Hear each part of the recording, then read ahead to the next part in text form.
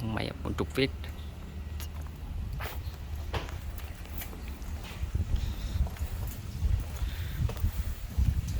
Có bơm bùn A này, bơm bùn B này.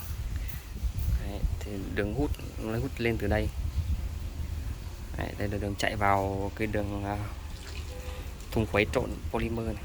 Đây một đường tiết lưu này, là đường hồi đấy, nó chạy vào đây.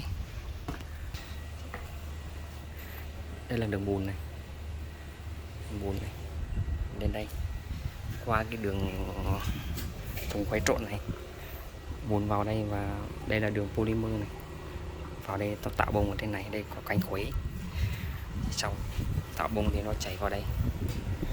Ở đây nó ép theo nguyên lý cơ học là ép một toàn inox, hai động cơ.